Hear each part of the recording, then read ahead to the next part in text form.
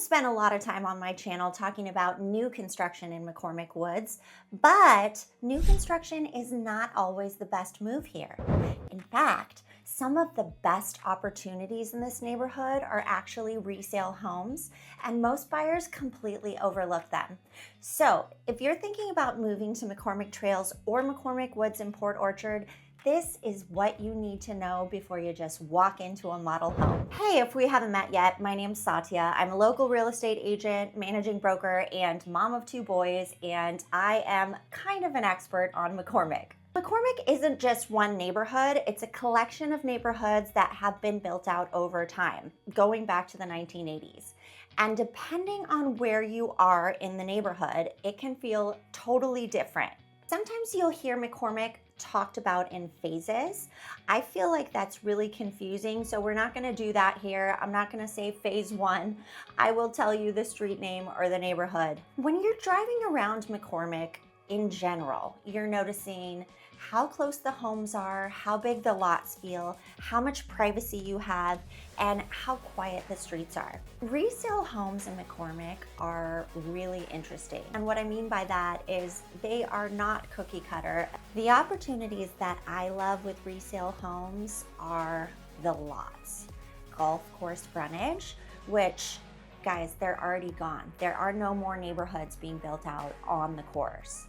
You're also seeing lot sizes that are a third of an acre, sometimes even larger, and getting homes that are, say, on a little lake. So these things are not available anymore, and lots make a big difference. You also get really mature, beautiful landscaping. With bigger lots, you tend to get bigger privacy. So all of these things really matter in your day-to-day and definitely are worth considering. McCormick has a ton of little pockets. And what I mean by that is some of the neighborhoods, the older resale neighborhoods, are named and they have a sign out front, like Dunraven, for instance. Others are just a little street, maybe with 10 homes off the main street. So pocket to pocket, it can be really different, but let's explore a few of my favorite. Dunraven was built out in the early 2000s, and believe it or not, this is actually a gated community in McCormick. A lot of these homes are one-story or main level living, and many sit right on the golf course. The overall feel here is more private. The most special street in all of McCormick, at least for me, is Muirkirk Lane Southwest. It's my personal favorite. The lots here are big. I'm talking about a third of an acre all the way up to over 3/4 of an acre. So every home has space to breathe and they're set back beautifully off the street. These homes were built in the early 2000s, and what I love is they don't all look the same. Each has its own style, its own presence. And then you have North Lake. Almost half of these border it, which adds this really peaceful, elevated feel to the neighborhood.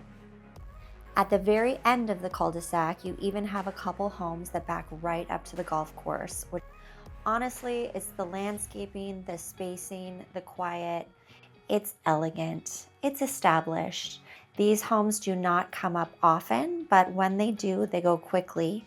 In the last few years, we've only had 2 homes sell on the street. One just closed April 22nd of 2026. It's just shy of a half an acre, 4,000 square feet, 5-bed, 3.5 bath, and it sold in 5 days over list price at $1,065,000. A couple neighborhoods that are older but still give new construction vibes are McCormick Meadows, which was built out roughly between 2012 and 2014. And then you've also got The Ridge, which was built out 2008-ish to 2012. Both of these areas, you're gonna see a much more uniform look to these homes. The lot sizes are typically around 1/10 of an acre, so practically what that means is 4,000 to 5,000 square feet. They're still great neighborhoods. Obviously, you can get these homes at a great price, but they are definitely more in line with that new construction vibe. Let's talk about older homes in McCormick, because this is where you feel the shift.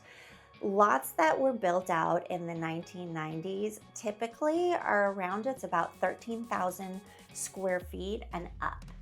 And since they've been around so long, they also have beautiful mature landscaping, big trees, large bushes. I love a great hedge. There's more privacy and room to breathe, and also more space between homes. Of course, there are some downsides to buying resale. You're not getting those amazing warranties, and you're also probably not getting an amazing interest rate.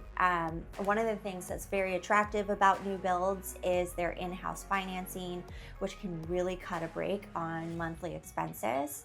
And you have to think about wear and tear. You would have a home inspection when you're buying a resale home. And when you have a home inspection, this is the point of negotiation. 4 different outcomes are possible with a home inspection. You either say, I love this house, everything is perfect, and move on.